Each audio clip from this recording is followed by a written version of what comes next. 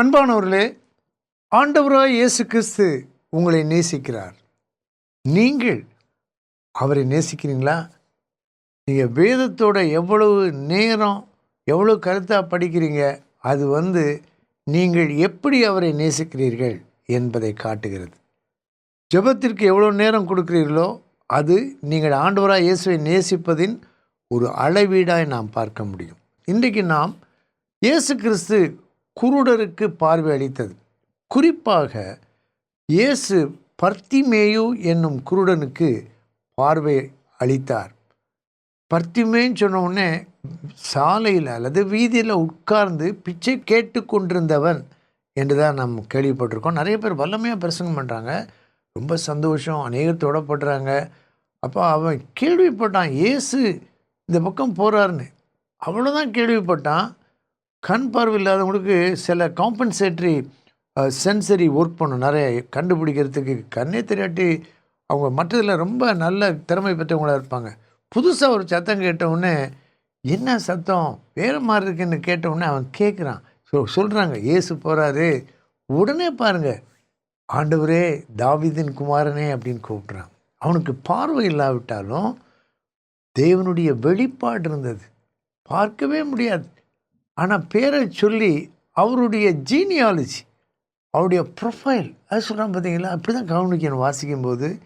இயேசு தாவீதின் குமாரன், மத்தேயு 1:1 அதை பார்க்குறோம். நீங்கள் என்ன பண்ணலாம், தாவீதின் குமாரன் எங்கெல்லாம் வருதுன்னு பார்க்கலாம். இப்போ இந்த அற்புதம், இந்த பார்வை பெற்ற அற்புதம், இயேசு பார்வை கொடுத்த அற்புதம் புதிய ஏற்பாட்டில் எப்போதும் எல்லாரும் பயன்படுத்துகிற ஓல்டு வேர்ஷன் சொல்லுவாங்க. அது அதில் 64ஆம் பக்கத்தில் இருக்குது. 64ஆம் பக்கம், அதில் தான் மார்க்கு 10ஆம் அதிகாரம் இருக்குது. எப்படி இதை ஞாபகம் வைக்கலான்னா பாருங்கள், மார்க்கு 10 லெஃப்டில் மேலே இருக்குது பார்த்தீங்களா, 64. நான் சொல்லிக் கொடுக்கும்போது நிறைய பேருக்கு 1 to 1 தான் நான் சொல்லிக் கொடுப்பேன். அப்போ அவங்கள்ட்ட மெதுவாக கேட்பேன், பார்த்தீங்களா தம்பி 64ல் 10 தெரியுதா அப்படின்னு கேட்டு கொஞ்சம் ஃபியூ செகண்ட்ஸ் அப்படியே காத்துக்கிட்டு இருப்பேன். உடனே ஆமாம் 64ல் நான் 10 இன்றைக்கி தான் பார்க்குறேன். ஸோ 64ஆம் பக்கத்தில் மார்க்கு 10, மார்க்கு 10ல் பர்த்திமேயு பிச்சை கேட்டு கொண்டிருந்தான். அவன் இயேசுவிடம் பார்வை பெற்றான், இயேசுவை கூப்பிட்டான். இதுதான் அந்த சம்பவம். இங்கே பாருங்கள், இந்த பக்கத்தில் மார்க்கு 10ல் 46லேருந்து 52 வரை, 46லேருந்து 52, அந்த 46 to 52ன்னு இந்த 46ஆம் வசனம் மேலே நீங்களாக எழுதி இப்படி ஒரு சர்க்கிள் பண்ணிட்டீங்கன்னா அது லாஸ்ட் பேராகிராஃப், கடைசி பத்தி. இப்போ இந்த பத்தியிலேருந்து நம்ம பார்க்க போகிறோம். ஆனால் அந்த பத்தியை பார்க்குறதுக்கு முன்னாடி மார்க்கு 8லேயும் ஒரு மனிதனுக்கு ஆண்டவர் பார்வை கொடுக்கிறார். அது 59ஆம் பக்கம் இருக்குது. 59ஆம் பக்கம் மார்க்கு 8. 2 இடங்களில் மார்க்கு சுவிசேஷத்தில் இயேசு குருடருக்கு பார்வையளித்த அற்புதம் கொடுக்கப்பட்டிருக்கிறது அல்லது எழுதப்பட்டிருக்கிறது. அது பாருங்கள், அது 22ஆம் வசனத்திலிருந்து 26 வரை ரைட் சைடில் கீழே இருக்குது. அடுத்த பக்கத்துலேயும் 1-2 வசனங்களை பார்க்குறோம். இப்போ இங்கே பார்க்குறோம், அங்கே இருந்த குருடனை கூட்டிகிட்டு வராங்க. பெத்சாயிதா ஊரில் நடக்குது. அது 10ஆம் அதிகாரத்தில் உள்ளது எரிகோ, 8ல் உள்ளது பெத்சாயிதா. இந்த மேப்பில் பாருங்களேன், 2 வெவ்வேறு இடங்களில் இருக்குது. இது மேப் பார்க்குறது ரொம்ப நல்லது. எரிகோவில் நடக்குது, பெத்சாயிதாவில் நடக்குது. பெத்சாயிதாவில் நடக்குது முதல் நடக்குது, எரிகோவில் நடந்தது அப்புறமா நடக்குது. சகையு கூட எரிகோவில் தான் ஆண்டவர் சந்தித்தார், அற்புதமான மாற்றத்தை கொடுத்தார். இங்கே பாருங்கள், இங்கே அவனுடைய கையை பிடித்து அவனை கிராமத்துக்கு வெளியே அழைத்து கொண்டு போய் அவன் கண்களில் உமிழ்ந்து அவன் மேல் கைகளை வைத்து எதையாகிலும் காண்கிறாயா என்று கேட்டார். ஒவ்வொரு இடத்துலையும் ஒவ்வொரு மாதிரி இருக்குது. மெதுவாக பாருங்கள், பார்த்தீங்கன்னா இந்த வசனம் நல்லா பெருசாக இருக்குது. ரொம்ப அதாவது ஆக்ஷன், நிறைய ஆக்ஷன் இருக்குது. கையில் பிடிக்கிறாரு. குருடருக்கு யாராவது கை பிடிச்சி கூப்பிட்டு போனால் ரொம்ப பாதுகாப்பாக இருக்கும், ரொம்ப ஒரு செக்யூரிட்டியாக சேஃப் சென்ஸ் இருக்கும். கையை பிடித்து கிராமத்துக்கு வெளியே கூட்டிகிட்டு போகிறார். சில சமயத்தில் ஆண்டவர் தனியாக கூட்டு போய் அவர் சுகமாக்குறார். இதுக்கு முந்தின அதிகாரம் பாருங்கள், 7ஆம் அதிகாரம் 58ஆம் பக்கம் 33வது வசனம். 7:33 அவனை ஜனக்கூட்டத்தை விட்டு தனியே அழைத்து கொண்டு போய், இனிமேல் நீங்கள் ஞாபகம் வச்சுக்கலாம், லெஃப்டில் இருக்க பக்கத்தில் தனியே அழைத்து கொண்டு போய், ரைட்டில் இருக்க பக்கத்தில் 8ஆம் அதிகாரத்தில் வெளியே கிராமத்துக்கு வெளியே கூப்பிட்டு போகிறார். அங்கே என்ன பண்ணார், கண்களில் உமிழ்ந்து கைகளை அவன் மேல் வைத்து எதா பார்க்குறியான்னு கேட்டார். அவன் ஏறிட்டு பார்த்து, நடக்கிற மனுஷரை மரங்களைப் போல் காண்கிறேன் என்றார். பின்பு அவர் மறுபடியும் அவர் கண்களின் மேல் கைகளை வைத்து அவனை ஏறிட்டு பார்க்கும்படி செய்தார். அப்பொழுது அவன் சொஸ்தமடைந்து யாவரையும் தெளிவாய் கண்டான். ஆண்டவராய் இயேசுவுக்கு வல்லமை குறைந்தனால் அப்படி செய்யலை, அல்லது அவனுக்கு விசுவாசம் இல்லை அதனால் அப்படி செய்யலை, அந்த பார்வை இழந்த நிலை ரொம்ப கஷ்டமான நிலை அப்படி செய்யலை. ஏதோ ஒரு கருத்து இருக்குது, நம்ம அவசரப்பட்டு இதுக்கு முடிவை கொடுக்கக்கூடாது.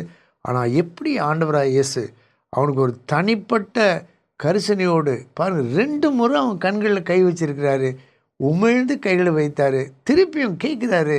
இப்போ தெரியுதா, கண்களை ஏறிட்டு மரங்களை போல் பார்க்குறேன், பார்ஷியல் விஷன் வந்திருக்கு. அப்பயும் கொஞ்சம் சந்தோஷமாக தான் இருந்திருக்கும். அப்புறம் பார்த்தா 2ஆம் முறை கைகளை வைக்கிறார். ஒரு அழகான வார்த்தை இருக்குது, அவன் சுஸ்தம் அடைந்து. அந்த இடத்த நீங்கள் என்ன பண்ணலாம், பார்வை பெற்று அப்படின்னு எழுதலாம். இது ஒரு மிரக்கிள், சுகம், தெளிவாய் கண்டான். இங்கே பாருங்களேன் எப்படி கம்பேர் பண்ணி பேசுகிறது. 7:35 செவ்வையாய் பேசினான், இங்கே தெளிவாய் கண்டான். பைபிள் வாசிக்கும்போது அந்த அதிகாரத்தை மட்டும் பார்க்கக்கூடாது, பகுதி மட்டும் பார்க்கக்கூடாது, அதற்கும் மேலாக வார்த்தைகளை கவனிக்க வேண்டும். இதை எப்படி கவனிக்கணும்னா இந்த ப்ரோக்ராமில் அதிகமாக கற்றுக் கொடுக்குறோம். நீங்கள் இந்த ப்ரோக்ராமை அடிக்கடி பாருங்கள், மற்றவங்கள பார்க்க சொல்லுங்கள். இதை பார்த்துட்டு நீங்கள் யாருக்காவது சொல்லிக் கொடுக்கலாம். ஒரு சின்ன ஜெபக்குழுவில், வீட்டில் அல்லது எங்கேயாவது நீங்கள் பேசுனீங்கன்னா இதை சொல்லிக் கொடுக்கலாம். கேட்டுட்டு தியானித்து ஜெபித்து இதை சொல்லிக் கொடுக்கலாம். அப்போ மறக்க மாட்டாங்க. மார்க்கு 8லேயும் இருக்குது, மார்க்கு 10லேயும் இருக்குது. இப்போ பார்வைக்கு ஆங்கில வார்த்தை என்னென்னா சைட்டுன்னு சொல்லணும். சைட்டுனா பார்க்கக்கூடிய தன்மை, பார்வை, SIGHT. இப்போ ஒரு சிலர்கிட்ட நான் பேசும்போது 8 நீங்கள் எழுத்தில் எழுதுங்க, இங்கிலீஷில் EIGHTன்னு எழுதுவீங்களா அப்படி கேட்டோன்னா உடனே எழுதி கொடுப்பாங்க. அதாவது நான் ஏன் இதெல்லாம் கேட்குறேன்னா, அவங்களுக்கு தெரியாதுன்னு கிடையாது. ஒரு சின்ன உறவு, உபதேசத்தை கொடுப்பதற்கு ஒரு உறவு ரொம்ப ரொம்ப முக்கியம். சும்மா ஏதோ சொல்லிட்டு ஓடிடக்கூடாது. இப்போ 8ன்னு எழுதுனோடனே 8ல் என்ன இருக்குது, blind got sight. Mark 8 blind got sight, mark 8 blind got sight. நீ மறக்கவே மறக்காது. சரி, மார்க்கு 10ல் அதை எப்படி ஞாபகம் வைக்கிறது? பார்வைக்கு இன்னொரு வார்த்தை இருக்குது ஆங்கிலத்தில். இப்படி காட்டினோடனே நீங்கள் சொல்லிடலாம் VISION. உங்களுக்கு இந்த விஷனில் 10 தெரியுதா அப்படின்னு கேட்டால், முதல்ல விஷன் எழுதும்போது பார்க்கல, பாருங்கன்னு சொன்னோன்னே பார்த்தா 10 இருக்குது. IO கேபிட்டலில் பார்த்தா 10 இருக்குது. ஓகே, மார்க் 10ல் விஷன் 2ம் பார்வை தான். மார்க் 8ல் தட் மேன் காட் சைட், பார்வை பெற்றான். அழகான பகுதிகள். மார்க் சுவிசேஷத்தில் உள்ள அற்புதங்களில் இந்த 2ம் குறிப்பிடத்தக்க அற்புதம். Mark 8, mark 10. இப்பொழுது நம்ம மார்க் 10ல் உள்ளதை கொஞ்சம் கவனிக்க போகிறோம். 64ஆம் பக்கம் திருப்பிங்க, இந்த பைபிள் பேஜ் பாருங்கள். அதில் எரிகோவுக்கு வந்தார்கள். மேப் பாருங்கள், எரிகோவுக்கு வர்றாங்க. அவருடைய சீஷர்களும் திரளான ஜனங்களும் எரிகோவை விட்டு புறப்பட்ட போது. இந்த வசனத்தில் 46ஆம் வசனத்தில் 2 முறை எரிகோ வருது. முதல்ல வாசிக்கும்போது தெரியப்போ பார்த்தா 2 தடவை. இது எப்படி கண்டுபிடிக்கிறதுனா, ஒரு வார்த்தையை மட்டும் கலர் பண்ணிங்கன்னா பார்க்குறீங்க ஸ்க்ரீனில், அதே மாதிரி நீங்கள் ட்ரை பண்ணலாம். 2 முறை எரிகோ வருது. அங்கே பர்த்திமேயு என்கிற ஒரு குருடன் வழி அருகே உட்கார்ந்து பிச்சை கேட்டு கொண்டிருந்தான். இப்போ பாருங்களேன், 47ல் 2 முறை வர வார்த்தை என்னான்னு பார்த்தா, நல்ல பிரைட் க்ரீனில் பார்த்தீங்களா, இயேசு, இயேசுவே. அப்புறம் 49ல் இயேசு, 50ல் இயேசு, 51ல் இயேசு, 52ல் 2 முறை இயேசு. இப்போ வேர்ட் சென்டர்ட் ரீடிங், வார்த்தையை மையப்படுத்தி அப்படியே வாசிக்கணும். நிறைய காரியம் கற்றுக்கலாம். எளிதாக கற்றுக்கொள்ளலாம். இப்போ பாருங்களேன், இயேசு வருகிறார், இயேசுவே தாவீதின் குமாரனே எனக்கு இறங்கும். இயேசு நின்று இயேசுவினிடத்தில் வந்தான். இயேசு அவனை நோக்கி இயேசுவுக்கு பின் சென்றான். இதை சிலர் நல்லா கற்றுக்கொள்ளக்கூடிய சிந்தை உள்ளவங்க அப்படியே ஒரு நோட்டில் ஃப்ரெஷ்ஷாக அவங்களே எழுதிக்குவாங்க. ரொம்ப அருமையாக இருக்குது பார்த்தீங்களா இந்த பகுதியை படிக்கிறது.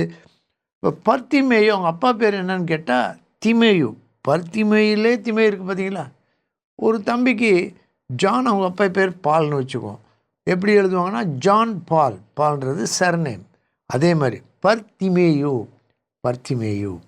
இப்போ அப்படி தான் பார்க்கலாம். திமேயு இருக்குது, அவங்க அப்பா பேர் திமேயு, இவன் பேர் பர்த்திமேயஸ். அவன் பிச்சை கேட்டு கொண்டு இருந்தான். அவன் எப்படி மாறினான்னா இயேசுவுக்கு பின் செல்றவனா மாறினான். நிறைய பேர் இயேசுவுக்கு பின் சென்றாங்க. ஆனால் இங்கே நம்ம என்ன பார்க்குறோம், உடனே அவன் பார்வை அடைந்து வழியிலே இயேசுவுக்கு பின் சென்றான். நிறையா பேர் ஆண்டவராக இயேசுவை விசுவாசிக்காதவங்க, மனம் திரும்பாதவங்க, ஆவிக்குரிய வாழ்க்கையில் பார்வை இல்லாதவங்க போல இருக்கிறாங்க. 4:4 ஞாபகம் வச்சுக்கலாம். என்னன்னா 2 கொரிந்தியர் 4:4. பிசாசு ஆவிக்குரிய கண்களை குருடாக்கி இருக்கனால இயேசு என்ன செய்தார் சிலுவையில் என்பதை அவர்களால் பார்க்க முடியவில்லை. ஆனால் பார்த்த உடனே சுவிசேஷத்தின் ஒளி உள்ளே வந்து அற்புதமாய் அவர்களை மாற்றுகிறது. இங்கே பாருங்கள், இயேசு சந்தித்து நான் நினைக்கிறேன் முதல் முறையாக கண்ணை திறந்து பார்த்ததே இயேசுவை தான் பார்த்துருப்போம். எவ்வளோ நல்ல கருத்து. நல்ல கண்ணை திறந்தால் யாரை பார்க்குறான்? அதுவரை பார்த்ததே இல்லை. மனுஷ சத்தம் தான் கேட்டிருப்பான். ஒருவேளை கையை பிடிச்சி போயிருப்பான், யாராவது அவனை தொட்டிருப்பாங்க, தட்டி கொடுத்துருப்பாங்க. ஆனால் கண்ணை திறந்த உடனே முன்னால் இருந்தவர் இயேசு. நம்முடைய ஆவிக்குரிய வாழ்க்கையில் ஆவிக்குரிய முறையில் இயேசுவை நம்ம பார்க்கணும். இயேசுவை பார்த்துட்டோம்னா அவருக்கு மட்டும்தான் நம்ம அர்ப்பணிக்க முடியும். இயேசுவை பார்த்துட்டோம்னா அப்புறம் மட்டும் பின் செல்கிற பாதைக்கு வந்துடுவோம், அந்த வாழ்க்கைக்கு வந்துடுவோம், அந்த அர்ப்பணிப்புக்குள்ளே வந்துடுவோம். வழியிலே இயேசுவுக்கு பின் சென்றான். இந்த ப்ரோக்ராம் இன்னொருட பாருங்கள். கர்த்தர் உங்களை ஆசீர்வதிப்பாராக, உங்களுடைய ஆவிக்குரிய கண்களை திறப்பாராக. ஆமேன். தேவரீரன் இருளை எல்லாம் வெளிச்சமாக்கி நீர் எனது விளக்கை ஏற்றி வைத்தீர்.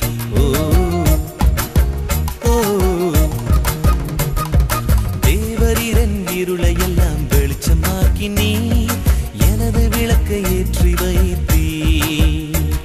ஒரு சேனைக்குள்ளே பாயச் செய்து போரிடச் செய்தீர், மதிலை எல்லாம் தாண்டிடச் செய்தீர். நல்லவரே வல்லவரே, நல்லவரே வல்லவரே. ஸ்தோத்திரமே ஸ்தோத்திரமே ஸ்தோத்திரமே அப்பா அப்பா, உம் கிருபை எனக்கு போதும் அப்பா அப்பா.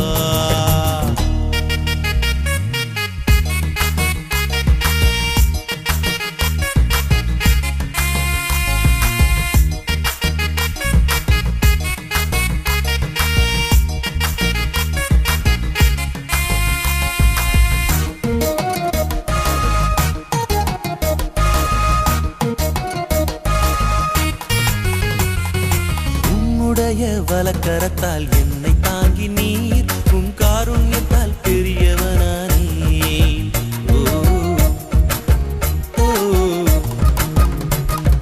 உம்முடைய வலக்கரத்தால் என்னை தாங்கி நீர், உம் காருண்யத்தால் பெரியவனானேன்.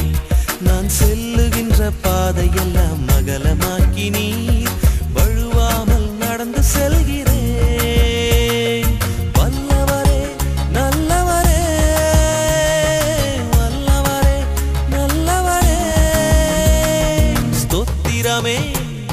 ஸ்தோத்திரமே ஸ்தோத்திரமே அப்பா அப்பா, உம் கிருபை எனக்கு போதும் அப்பா அப்பா. ஸ்தோத்திரமே ஸ்தோத்திரமே அப்பா.